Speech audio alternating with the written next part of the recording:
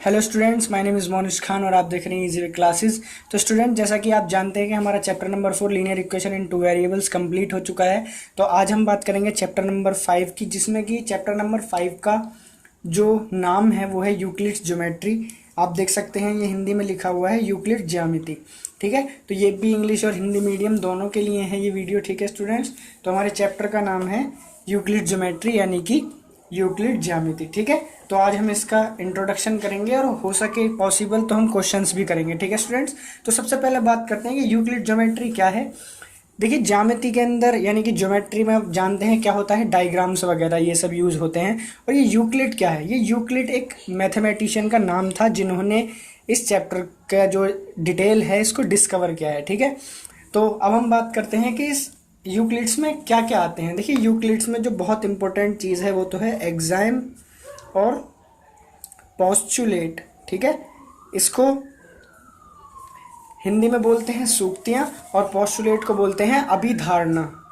ठीक है students, Hindi medium भी वाले भी समझते रहे साथ के साथ। तो मैं बात करते हैं, देखिए मैंने यहाँ एग्जाम्स लिखे हैं। एग्जाम का क्या मतलब बताया मैंने, सूक्तियाँ। ठीक है, अब ये एग्जाम्स होते क्या हैं, ये सूक्तियाँ होती क्या हैं। देखिए, ये होती हैं जो सिद्ध यानी कि जो प्रूव स्टेटमेंट होते हैं, कि जो प्रूव हो चुके हैं, जो कि हमारे लाइफ में यानी कि मैथमेटिक्स के अंदर यूज़ होते हैं, उनको बोलते हैं हम एग्जाम यानी कि सूक्तियाँ।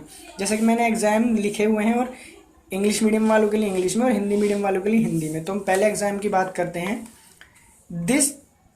Things which are equal to the same thing are equal to one another. इसने कहा जो चीज़ें समान हैं वे एक दूसरे के बराबर हैं। जैसे कि अगर हम इस स्टेटमेंट का मतलब समझें, इस एग्जाम का मतलब समझें कि अगर a is equals to B है और b is equals to C है, तो आप लिख सकते हैं a is equals to C, क्योंकि देखिए a b के भी इक्वल है और b c के भी, तो a और c दोनों इक्वल होंगे। ये स्टेटमेंट भी आपको स्टेटमेंट के साथ ये लिखने हैं जो मैं रेड पेन से लिख रहा हूँ।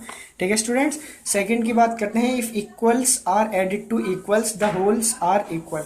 इसका क्या मतलब है, यदि बराबरी में बराबरी जोड़ दी जाती है तो बराबरी बराबर होती है। अब देखिए थोड़ी कन्फ्यूजन सी हुई, तो हम इसको स्टेटमेंट के अकॉर्डिंग समझते हैं क्या है। इसने कहा अगर दो नंबर लिखे हुए हैं a is equals to B, और अगर मैं दोनों तरफ कोई नंबर प्लस कर देता हूँ, a plus C is equals to B plus C, दोनों तरफ मैंने क्या किया, c को प्लस कर दिया, तो ये क्या होगा, तब भी ये आपस में इक्वल होंगे। ठीक है स्टूडेंट्स, ये स्टेटमेंट आपको लिखना है। उसके बाद देखिए थर्ड एग्जाम में लिखा है if equals are subtracted from equals the remainder are equal. इसने कहा अगर कोई दो नंबर लिखे हुए हैं, यानी कि यदि बराबर से समान घटाया जाता है तो शेषफल बराबर होता है। a is equals to B है, अगर मैं दोनों तरफ से c माइनस कर दूं तो ये अब b इक्वल रहेगा। ठीक है स्टूडेंट्स, कहने का मतलब क्या है, अगर मैं क्या करूं 5 इज इक्वल्स टू 5 लिखा है और मैं दोनों तरफ से क्या करूं 2 माइनस कर दूं, यानी कि 5 minus two is equals to 5 minus two, ये अब भी तो बराबर ही रहेगा, 3 आंसर आएगा दोनों का। ठीक है स्टूडेंट्स, तो ये इसका कहने का मतलब है। ये आप जानते हैं लेकिन ये दोबारा बतानी ज़रूरी होती है, आप छोटी क्लास से पढ़ते हुए आते हैं। तो इसको देखें, exam note number 4, things which coincide with one another are equal to one another. इसने कहा एक दूसरे के साथ मेल खाने वाली चीज़ें एक दूसरे के बराबर होती हैं। आप जानते हैं जब वो एक दूसरे से मेल खाएंगी तो बराबर तो होंगी। जैसे अगर मैं अपने हाथों की बात करूं, ये जो मेरे हाथ हैं ये एक दूसरे के ऊपर कोइंसाइड है। कोइंसाइड मतलब एक दूसरे को ढक लेते हैं, यानी कि एक दूसरे से मेल खाते हैं। तो ये क्या होता है, ये स्टेटमेंट का मतलब है कि अगर दो चीज़ें एक दूसरे के समान होती है या मेल खाती हैं या कोइंसाइड होती हैं तो वो क्या होती हैं, एक दूसरे के इक्वल होती हैं। ठीक है स्टूडेंट्स, एग्जाम नंबर 5 देखते हैं। एग्जाम नंबर 5 में कहा the whole is greater than the part, यानी कि होल पूरा जो है वो पार्ट से बड़ा होता है। जैसे मैं एक बात करूँ इसकी, ये एक पिज़्ज़ा है मानो, अगर मैं इसमें से एक टुकड़ा निकाल लेता हूँ तो ये टुकड़ा ऐसे निकल कर आएगा बाहर। तो अब देखिए ये टुकड़ा, ये जो पूरा है, ये पूरा पिज़्ज़ा इस टुकड़े से बड़ा है। तो सीधी सी बात है कि जो पूरा पार्ट होता है वो किसी भी टुकड़े से बड़ा होता है। जैसे मैं अपनी अर्थ की ही बात करें तो ये पूरा अर्थ है, ये पूरा वर्ल्ड है। अगर इसमें से हम इंडिया को देखें तो ये पूरा वर्ल्ड इंडिया से बड़ा है, पूरा वर्ल्ड अमेरिका से बड़ा है। तो यानी कि कोई भी पूरा पार्ट उसके टुकड़े से बड़ा होता है। ठीक है स्टूडेंट, इसका स्टेटमेंट का मतलब ये था। तो आप इनको नोट करेंगे अच्छे से। नेक्स्ट पर चलते हैं। ठीक है स्टूडेंट्स, तो ये क्या होती हैं, सूक्तियाँ, और ये एग्जाम्स इंग्लिश में इनको बोलते हैं। ये आपको नोट करनी है। अब हम नेक्स्ट एग्जाम पर चलते हैं। ठीक है स्टूडेंट्स। तो स्टूडेंट जैसा कि एग्जाम नंबर हम 5 तक कर चुके हैं, एग्जाम नंबर 6 की बात करते हैं। तो देखिए एग्जाम नंबर 6 में लिखा है things which are double of the same things are equal to one another. इसने कहा कि अगर कोई दो नंबर्स लिखे हैं, अगर मैं इनका डबल कर दूं यानी कि 2a और 2b दोनों, देखिए 2 से मल्टीप्लाई करने का मतलब डबल कर दिया, तो ये क्या होंगी, ये अब भी इक्वल ही होंगे, सीधी सी बात है। मैं 2 की मल्टीप्लाई इसमें करूंगा इसमें करूंगा तो दोनों बराबर ही रहेंगे जब वो पहले से ही बराबर हैं। ठीक है स्टूडेंट, इसको स्टेटमेंट को आपको लिखना है, इनको मैं बार बार बता रहा हूँ। 7 में है things which are half of the same things are equal to one another. उसने कहा अगर कोई दो नंबर इक्वल हैं और मैं उनका हाफ कर दूं यानी कि 1/2 कर दूं, वो अब भी इक्वल ही रहेंगे। ठीक है स्टूडेंट, सीधी सी बात है। तो ये एग्जाम थे आपके 7, आपको ये करने हैं अपनी नोटबुक में। अब हम बात करते हैं पोस्टुलेट्स की। तो ये पोस्टुलेट्स क्या होते हैं, ये पोस्टुलेट होते हैं जिनको अभिधारणा बोलते हैं। अभिधारणा यानी मानना, जिनको हम मानते हैं कि ऐसा हो सकता है। ठीक है, ये तो एग्जाम जो थे, ये सूक्तियां जो थी, ये क्या होती हैं, ये प्रूव स्टेटमेंट होते हैं पहले से ही।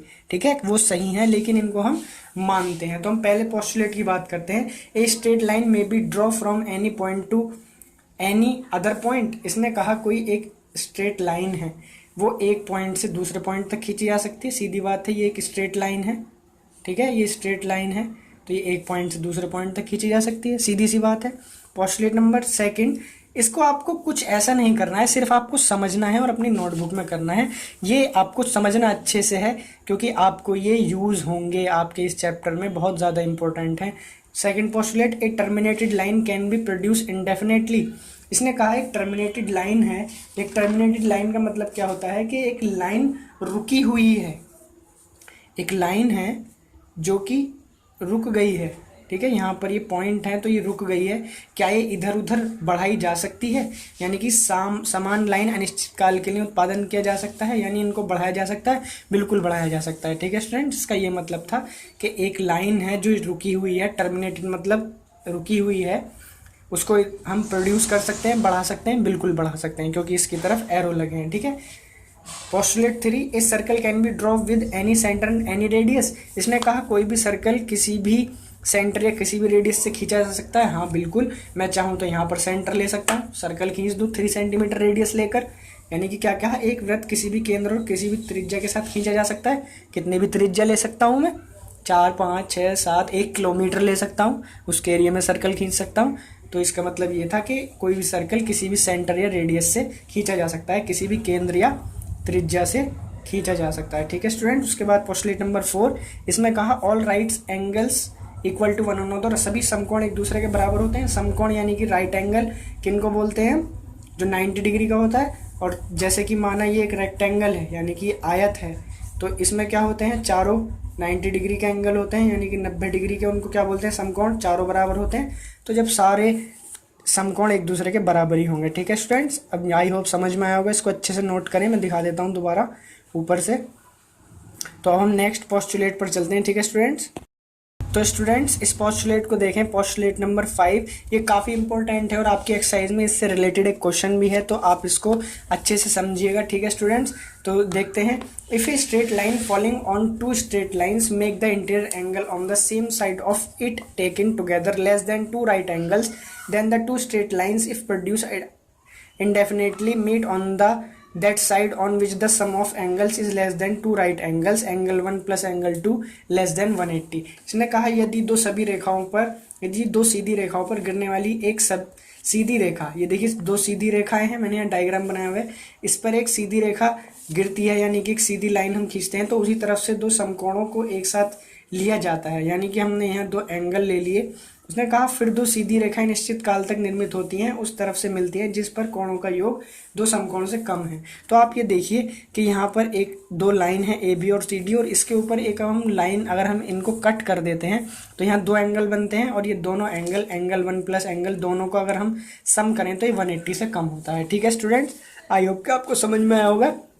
अब हम बात करते हैं एक्सरसाइज की अपनी। ठीक है, एक्सरसाइज, इसमें भी आपके कोई एक्सरसाइज के पार्ट नहीं है, एक्सरसाइज सिर्फ एक है। तो सबसे पहला क्वेश्चन है इसमें ट्रू और फॉल्स। तो ट्रू और फॉल्स की बात करते हैं, ये पूरे एग्जाम से रिलेटेड है और इसमें पोस्टुलेट भी है। तो हम बात करते हैं पहले की, एवरी रे हैज़ ए फाइनाइट लेंथ, हर किरण की एक सीमित लंबाई होती है। किरण क्या होती है, यानी कि रे क्या होती है, जिसका एक पॉइंट होता है और दूसरी तरफ से बढ़ाई जा सकती है। जैसे सूरज की किरणें हैं, किरण बोलते हैं उनको, तो एक तरफ ही बढ़ती है, वापस छोड़ी जाती हैं।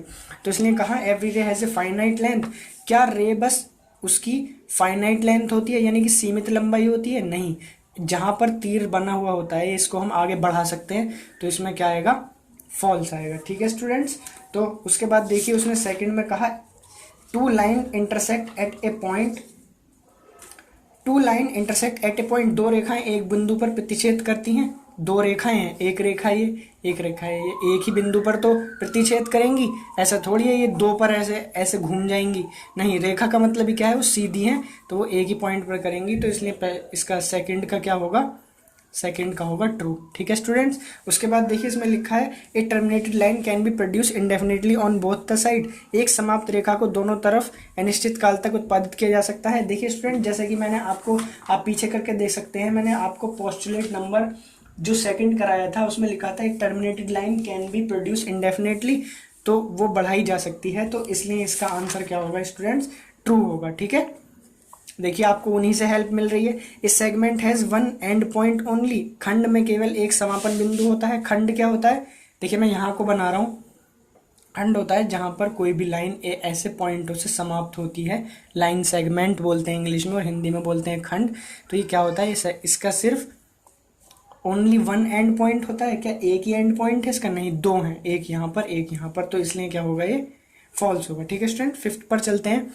If two circles are equal then their radii are equal, इसने कहा दो सर्कल अगर इक्वल हैं, ठीक है, अगर दो वृत्त इक्वल हैं, दो सर्कल इक्वल हैं, तो क्या उनकी रेडियस यानी कि उनकी त्रिज्या भी बराबर होंगी, बराबर होंगी। जब दोनों बराबर हैं वृत्त, दोनों सर्कल बराबर हैं, तो उनकी त्रिज्या यानी रेडियस भी बराबर होगी।